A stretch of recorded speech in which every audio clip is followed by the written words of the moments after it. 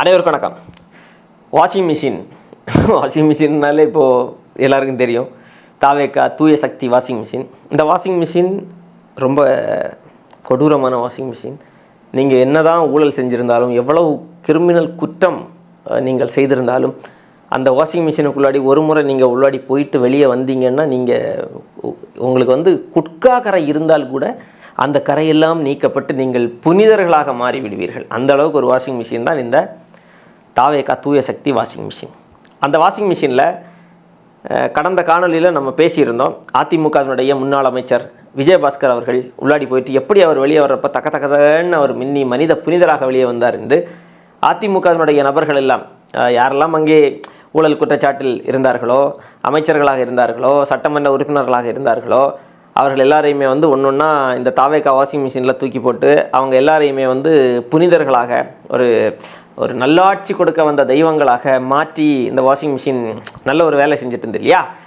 அந்த வேலை முடிகிறதுக்கு முன்னாடியே திமுகவில் இருக்கக்கூடிய நபர்களையும் ஒன்று ஒன்றா எடுத்து அந்த தூய்மைப்படுத்தக்கூடிய வேலையை இந்த வாஷிங் மிஷின் செய்ய ஆரம்பிச்சிருக்கு.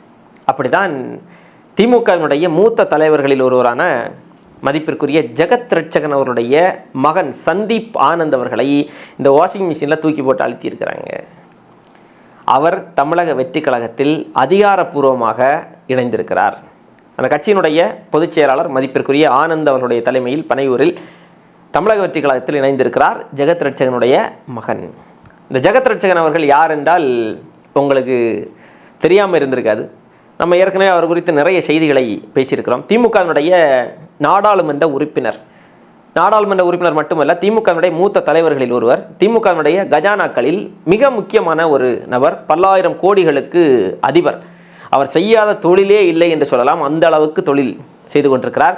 அவர் மீது இல்லாத குற்றச்சாட்டே இல்லை என்று சொல்லலாம், அந்த அளவுக்கு குற்றச்சாட்டும் இருந்திருக்கிறது. அதுக்கு ஒரு சின்ன உதாரணம் என்னென்னா, அமலாக்கத்துறை இந்த ஜெகத் ரட்சகன் ஃபெமா சட்டத்தை மீறி சில வேலைகள்லாம் செய்கிறார். இவர் என்ன பண்ணுவார்னா, வெளிநாடுகளில் ஷெல் கம்பெனி உருவாக்கி பல நூறு கோடிகளில் அங்கே முதலீடு செய்வார், ரிசர்வ் பேங்கினுடைய அனுமதி எதுவுமே இல்லாமல். அப்போது அமலாக்கத்துறை இவருக்கு ஒரு கட்டத்தில் இவங்களுக்கு என்ன பண்ணுறாங்க, ஒரு அபராதம் விதிக்கிறாங்க. அபராதம்னா என்ன, ஒரு 50 லட்சம் 60 லட்சம், 1 கோடி 2 கோடி 10 கோடி 20 கோடியா?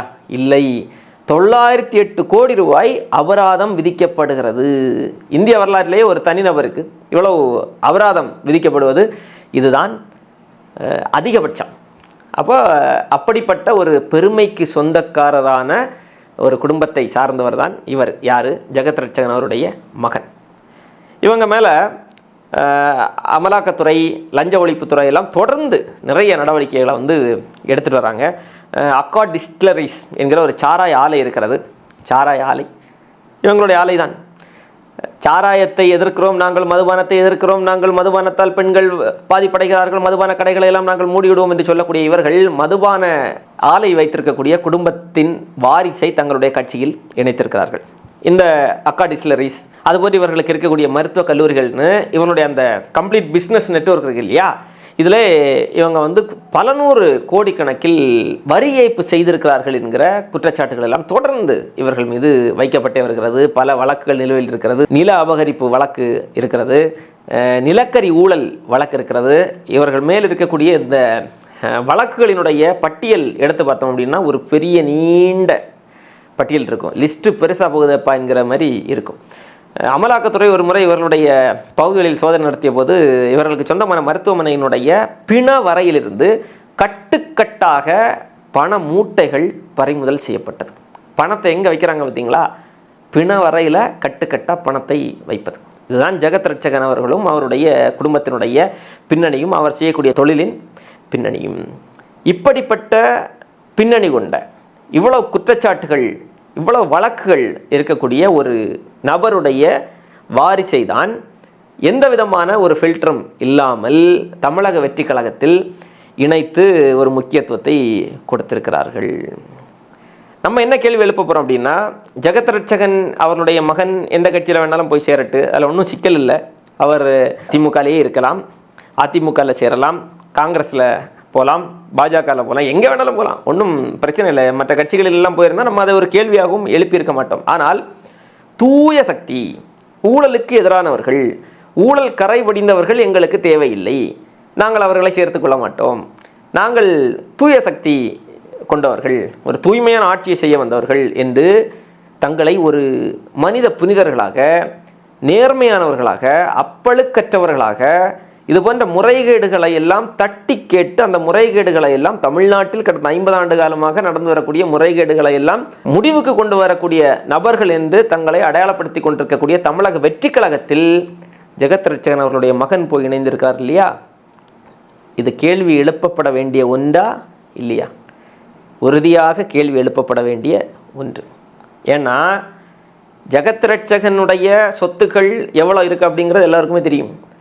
எல்லாருக்குமே தெரியும்னா வெளிப்படையாக தெரியாது எவ்வளோ வச்சிருக்காரு, எங்கெல்லாம் வச்சிருக்காரு. ஆனாலும் பல கோடிகளுக்கு அதிபதி என்பது எல்லோருக்குமே தெரியும். அப்போ அவர் இவ்வளோ வழக்குகள் இருக்கிற அந்த வழக்கில் இருந்தெல்லாம் தன்னை பாதுகாத்துக் கொள்ள வேண்டும், தன்னை தற்காத்துக் கொள்ள வேண்டும். அப்போ திமுக தமிழ்நாட்டில் அதிகாரத்தில் இருக்கிறப்போ அந்த அதிகாரத்தை வைத்து தன்னுடைய சொத்துக்களை எல்லாம் பாதுகாத்து கொண்டிருந்தார். இப்போது திமுகவையே தேட வேண்டியிருக்கு. திமுக அதிகாரம் இல்லாத ஒரு நிலையில் இருக்கிறது. அப்போ தன்னுடைய சொத்துக்களை எல்லாம் பாதுகாப்பதற்கு ஜெகத் ரட்சகன் தன்னுடைய மகனை இந்த கட்சியில் அனுப்பியிருக்கிறாரோ என்கிற சந்தேகம் தமிழ்நாட்டு மக்களுக்கு எழுமா எழாதா? எல்லோருக்கும் எழும், எல்லோருக்கும் எழும். நீங்கள் தூய சக்தின்னு சொல்லக்கூடிய நீங்கள் ஏன் இப்படிப்பட்ட பின்புலம் கொண்ட ஒரு குடும்பத்தினுடைய வாரிசை ஏன் நீங்கள் கட்சியில் இணைத்தீர்கள் என்கிற கேள்விக்கு தமிழக வெற்றி கழகம் என்ன பதில் வைத்திருக்கிறது? உங்களுடைய பதில் என்ன? ஜெகத் ரட்சகன் அவருடைய மகனை வைத்துவிட்டு நீங்கள் ஊழலை ஒழிக்கப் போகிறீர்களா? விஜயபாஸ்கரை கட்சியில் வைத்துவிட்டு நீங்கள் முறைகேடுகளை தட்டி கேட்கப் போகிறீர்களா? நீங்கள் பாருங்கள், வரிசையாக பாருங்களேன்.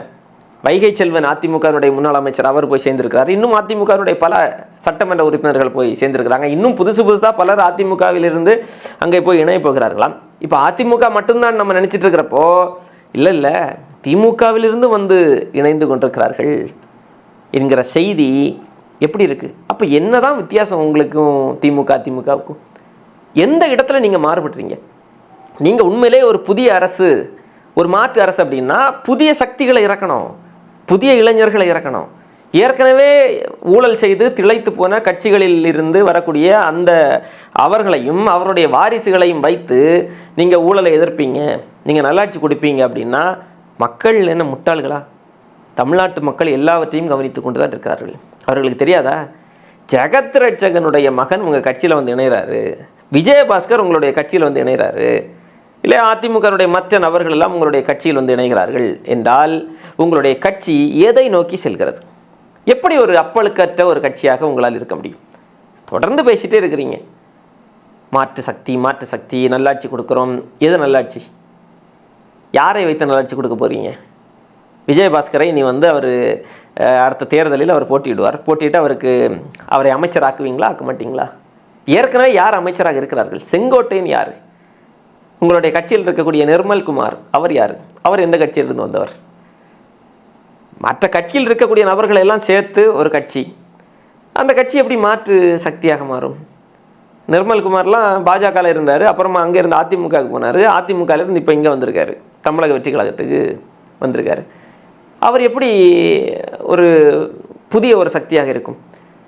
அவரை வைத்து அவரை அமைச்சராக வைத்திருக்கக்கூடிய ஒரு சக்தி, ஒரு கட்சி எப்படி ஒரு மாற்று சக்தி, ஒரு மற்ற கட்சிகளுக்கு எல்லா விதத்திலும் மாறுபட்ட ஒரு கட்சி எப்படி இருக்க முடியும்? புதிய ரத்தத்தோடு நீங்கள் தொடங்கி இருந்தீங்க அப்படின்னா அது ஒரு மாற்று சக்தி, மாற்று கட்சி. எல்லாமே நீங்கள் பாருங்களேன், ஒவ்வொருத்தரும் இப்போ திமுகலேருந்து அதிமுகவுக்கு போவாங்க, அதிமுகலேருந்து திமுகவுக்கு போவாங்க இல்லையா? அது மாதிரி திமுக எல்லா கட்சியிலிருந்து இவங்க கட்சிக்கு வர்றாங்க, தமிழக வெற்றி கழகம். அப்போ ஒட்டுமொத்தமாக எல்லா கட்சிகளையும் சேர்த்த ஒரு கலவையாகத்தான் இங்கே தமிழக வெற்றி கழகம் இருக்கிறது. அதிலும் ஊழல் கரை படிந்த நபர்களுடைய கலவையாக தமிழக வெற்றி கழகம் மாறி வருகிறது. அப்போ உங்களுக்கு என்ன கொள்கை, என்ன நிலைப்பாடு? விஜயபாஸ்கர் அவர்கள் உங்கள் கட்சியில் என்ன கொள்கையால் ஏற்கப்பட்டு இணைந்தார்? இப்போ ஜெகத் ரட்சகன் அவருடைய மகன் தமிழக வெற்றி கழகத்தினுடைய எந்த கொள்கையால் ஈர்க்கப்பட்டு உங்கள் கட்சியில் இணைந்தார்? இல்லை உங்களுக்கு அவருடைய எந்த கொள்கை பிடித்து போனது? ஜெகத் ரட்சகனுடைய மகன் இருக்கார் இல்லையா, அவருடைய எந்த செயல்பாடு பிடித்து போய் அவரை நீங்கள் கட்சியில் சேர்த்தீங்க? பதில் சொல்லணும் இல்லைங்க. ஒன்றுமே சொல்லாமல் நாங்கள் வாரத்துக்கு பனையூரில் ஒவ்வொரு சனிக்கிழமையும் நாங்கள் வந்து வேறு கட்சியில் இருக்கக்கூடிய ஆட்களெல்லாம் நாங்கள் இணைச்சிட்டே இருப்போம். அதிகாரம் இருந்தால் வரத்தாங்க செய்வாங்க. அதிலும் அதிகாரம் இருக்கக்கூடிய பக்கம் யார் வருவார்கள் என்றால், யார் அதிக அளவிலே தவறு செய்தார்களோ அவர்கள் வருவார்கள் தங்களை தற்காத்துக் கொள்வதற்கு. கிரிமினல்கள், குற்றவாளிகள், ஊழல்வாதிகள், முறைகேடு செய்து கொண்டவர்கள், ரவுடிகள், இவர்கள் அதிகாரம் இருக்கக்கூடிய இடத்தை நோக்கி நகர்வார்கள். ஏன்? அரசியல் அதிகாரத்தை வைத்து நமக்கான பாதுகாப்பை நாம் உறுதி செய்யணும். நம்ம தப்பு செஞ்சிட்டோம், இப்போ அரசியல் அதிகாரம் இல்லைன்னா நாம் சிக்கி விடுவோம், முறைகேடாக சம்பாதிச்ச பணத்தை எல்லாம் நம்ம வந்து பாதுகாக்க வேண்டும். அப்போ என்ன வேணும்? வழக்கு இருக்குது, இந்த வழக்கிலிருந்து நாம் தப்பித்து கொள்ள வேண்டும். அப்போது அரசியல் அதிகாரம் வேண்டும். அப்போ அந்த அரசியல் அதிகாரத்திற்காக அதிகாரத்தில் இருக்கக்கூடிய கட்சிகளை நோக்கி வந்து கொண்டே தான் இருப்பார்கள். அப்போது அவர்களை இணைக்க வேண்டுமா? இவங்க சரியானவங்க தானா? இவங்களை இணைத்தால் நம்முடைய கட்சி ஒரு உண்மையிலே ஒரு மாற்று கட்சியாக இருக்குமா இல்லையா என்பதை அந்த கட்சியினுடைய தலைமை ஆய்வு செய்து முடிவெடுக்கணும். வர எல்லாரையும் நாங்கள் சேர்த்துப்போம் அப்படின்னா அது என்ன கட்சியாக இல்லாது என்னது? அது எப்படி பார்ப்பது அதை? இதற்கெல்லாம் யார் பதில் சொல்ல வேண்டும்?